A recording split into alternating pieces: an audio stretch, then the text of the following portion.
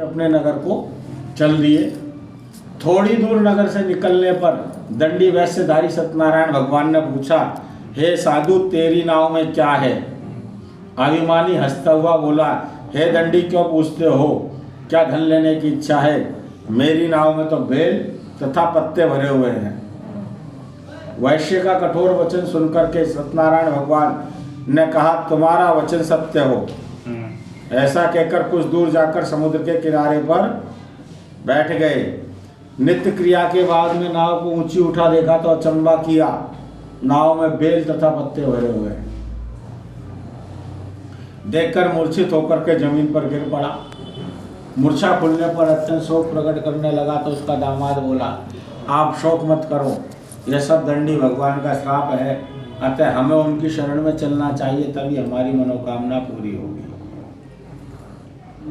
अपने दामाद के वचन सुनकर के दंडी भगवान के पास में पहुंचा और जाकर अत्यंत भक्ति भाव से नमस्कार करके बोला, मैंने जो आपसे असत्य वचन कहे थे उनको क्षमा कर दो। ऐसा कहकर दीनातुर होकर के रोने लग पड़ा। तब दंडी भगवान बोले, हे पुत्र, मेरी आज्ञा से तुझे बार बार दुख प्राप्त हुआ है, तू मेरी पूजा में विमुख हुआ है। तो साधु बोला, हे प्रभु, आपकी माया से मोहित ब्रह्मा और शिव भी आपके रूप को नहीं जानते, तो मैं अज्ञानी कैसे जान सकता?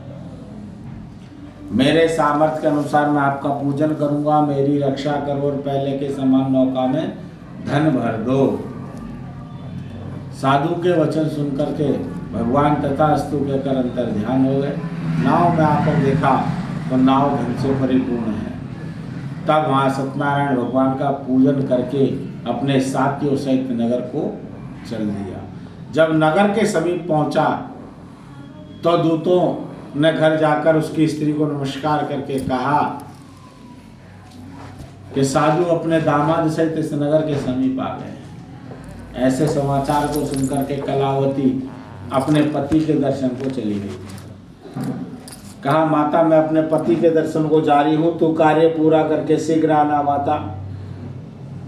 ऐसा कहकर मैं अपने पति के दर्शन को गई तो भगवान सत्यदेव भगवान रुष्ट हो गए और उसके पति को नाव सहित पानी में डुबो दिया। नौका को डूबा हुआ और कन्या को रोता देखकर साधु दुखी हो गया और बोला, हे प्रभु, मुझसे या मेरे परिवार से कोई भूल हुई है तो उसको क्षमा कर दो। ऐसा दीनातुर होकर के रोने लग पड़ा। तब आकाशवाणी हुई, है साधु, तेरी कन्या मेरे प्रसाद को छोड़कर आई है, यदि यह घर जाकर प्रसाद खा के आएगी तो इसका पति इसको अवश्य मिलेगा, इसका पति इसको अवश्य मिलेगा। ऐसी आकाशवाणी को सुनकर के कलावती अपने घर गई, भगवान सत्यनारायण का चरणामृत या प्रसाद खाया और फिर आकर अपने पति के दर्शन किए। फिर साधु ने अपने बंधु बांधव नगर ग्राम वासियों के साथ में भगवान सत्यनारायण का विधि पूर्वक पूजन किया, व्रत किया और उस व्रत के साथ में वह हर पूर्णमासी को भगवान सत्यनारायण का व्रत करने लग गया। बोलिए श्रीमन नारायण भगवान की जय। 5वां अध्याय